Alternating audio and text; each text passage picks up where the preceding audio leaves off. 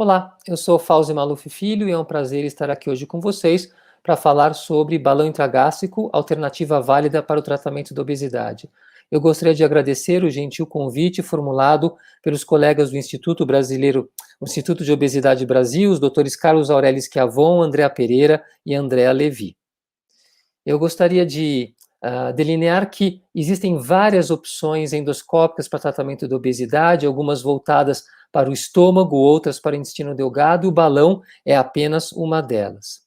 Quando nós falamos em tratamento endoscópico, muitas vezes a gente observa na literatura e nos congressos uma certa rixa entre tratamento endoscópico e cirúrgico, mas a gente acredita que a melhor maneira de abordar o paciente é avaliando as várias possibilidades, inclusive no contexto de uma equipe multidisciplinar envolvendo nutricionistas, psicólogos, endocrinologistas e, obviamente, os endoscopistas e os cirurgiões.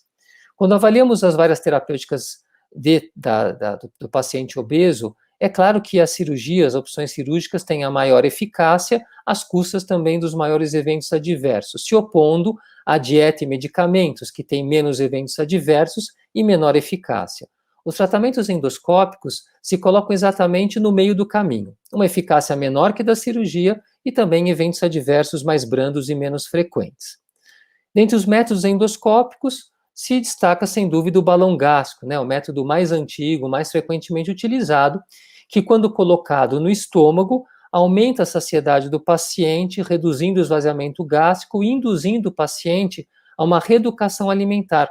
Ele é obrigado a comer menores porções, senão ele tem sintomas. Então ele aprende a mastigar melhor, mais devagar, se conscientiza da quantidade, do volume de alimentos que ele está ingerindo, ou seja, é realmente uma reeducação alimentar induzida pelo balão.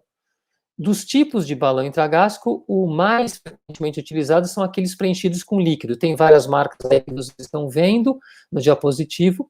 A gente preenche o balão com soro fisiológico e azul de metileno. O objetivo do azul de metileno é um corante que, se o balão romper, der um problema na válvula, esse líquido colorido vai sair e o paciente vai perceber a alteração da cor da urina ou das fezes, dando então a dica de que ele tem que procurar o endoscopista para remover o balão, porque se o balão murchar e nada for feito, ele pode migrar para o intestino e certamente ele não vai passar, ele vai entupir no meio do intestino, demandando eventualmente até uma cirurgia. Então, realmente, quando o balão murcha, ele tem que ser removido dentro de 24, no máximo 48 horas. Mas, normalmente, nós passamos o balão, deixamos por 6 meses, o implante é feito sob anestesia geral e endoscopia, é rápido, uns 15, 20 minutos, e ele está indicado para pacientes com obesidade leve, grau 1, no máximo, grau 2, ou seja, índice de massa corpórea que varia de 27 a 35. O que se obtém com ele, em geral, 6 meses e 12 meses, é uma perda de peso ao redor de 13 e 11, 10%, respectivamente. Vejam a experiência brasileira, quase 6 mil pacientes, essa foi apresentada num congresso europeu em 2017, veja que se obteve uma redução do peso de 18%, um resultado muito bom, um pouco acima daquilo que a gente costuma observar. Em relação aos efeitos adversos, vamos chamar assim, 5% dos pacientes não toleraram o balão por náuseas, vômitos e tiveram então a sua remoção precoce. 1% dos pacientes apenas não perdeu peso.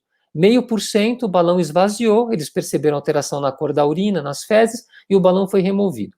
Efeitos adversos graves, como perfuração, sangramento, 0,1%, menos de 0,1%, menos de 1 para 1.000, 7 casos em 6 mil pacientes, aproximadamente, Então, veja que é uma terapêutica eficaz e segura, só que a perda de peso induzida é inferior, obviamente, àquilo que se obtém com a cirurgia.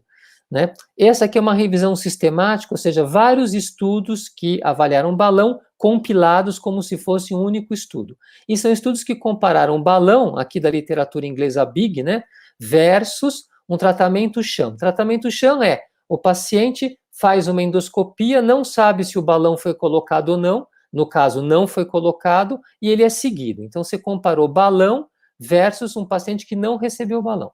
Então veja que o grupo que recebeu o balão teve uma maior porcentagem da perda de excesso de peso, uma maior porcentagem de perda de peso total e uma maior porcentagem porcentagem da perda total de peso, ou seja, sem dúvida, versus um tratamento chamando assim placebo, um tratamento só de orientação nutricional, dietética, esporte, o balão tem um resultado superior, isso é uma coisa bem clara. Mas o problema do balão é que, se por um lado ele é totalmente reversível, você retira o balão, o paciente volta a ser normal, não tem mais o problema do balão, por outro lado, os efeitos que ele causa também são reversíveis, aquela saciedade que ele tinha também desaparece, o paciente volta a ganhar peso.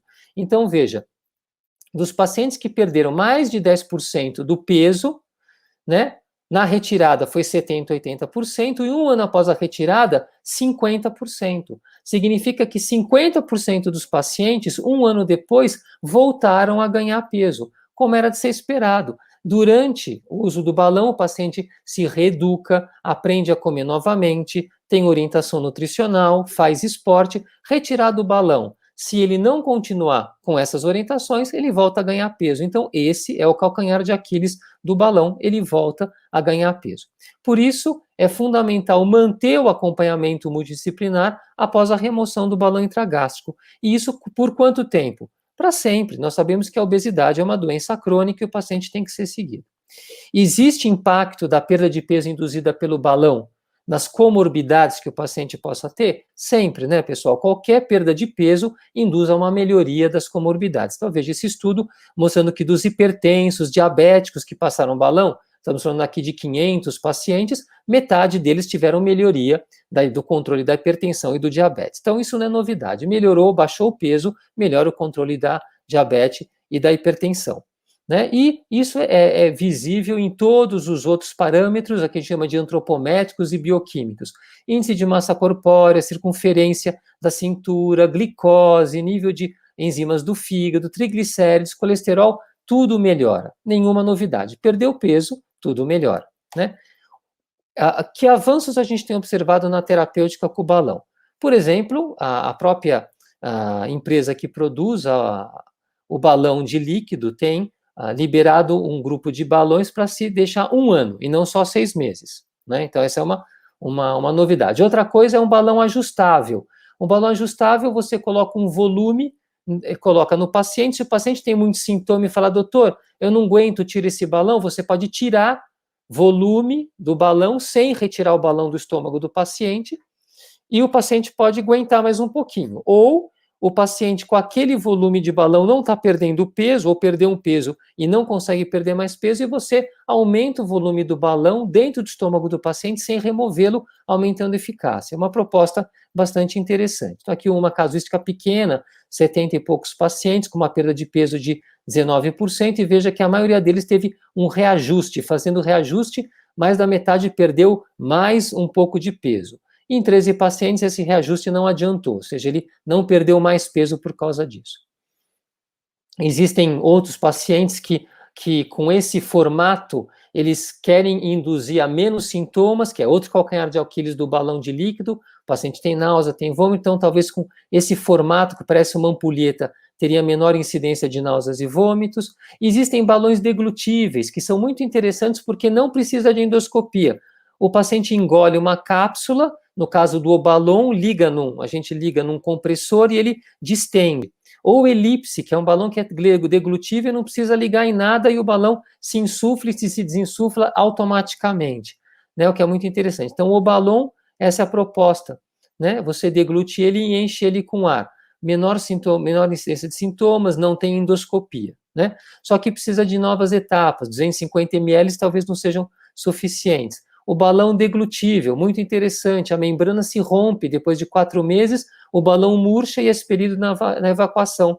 Então, você não precisa de endoscopia nem para colocar, nem para retirar. Então, são propostas interessantes. Aqui é uma proposta mais radical. Você faz uma comunicação do estômago com a parede abdominal do paciente. O paciente come e depois ele vai no toalete, abre essa comunicação e retira o alimento digerido no estômago, e com isso certamente ele perde peso. É uma terapêutica mais radical para pacientes que têm uma obesidade muito grave e que não podem operar ainda, é interessante. Mas isso é aprovado pelo FDA americano, certo? Mas vamos terminar essa apresentação, fazer uma análise filosófica do balão. que a principal mensagem que eu queria passar para vocês é colocar a vocês uma expectativa real do que o balão pode oferecer. Então, veja, a gente sabe que a obesidade é um problema crônico, caráter progressivo e muito frequente no Brasil e no mundo. 80 milhões de brasileiros com sobrepeso ou obesidade, aumenta com a idade, em idade de 50, 60 anos, 1/3 das mulheres, 1/4 dos homens, ou seja, realmente é um problema de saúde.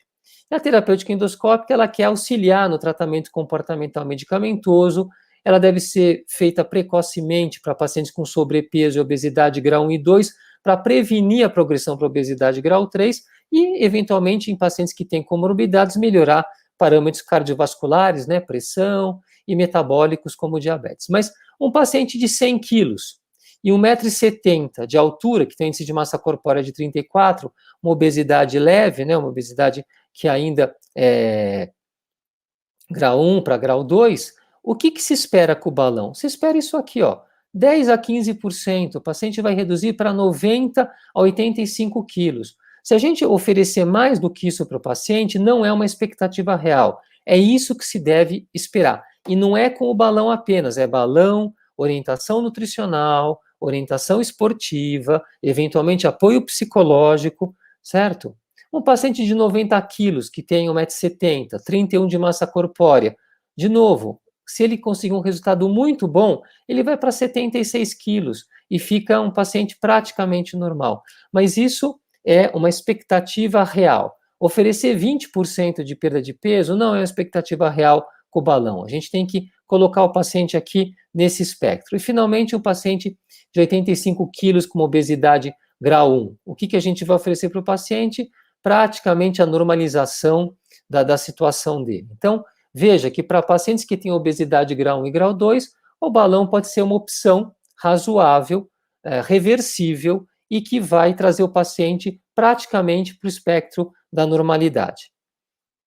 Então, em conclusão, as terapias endoscópicas são um importante aliado no tratamento da obesidade, especialmente da obesidade leve, e é um método mais eficaz, né, e mais seguro, e é isso que está se objetivando com a evolução desses vários métodos, e o balão é apenas um deles.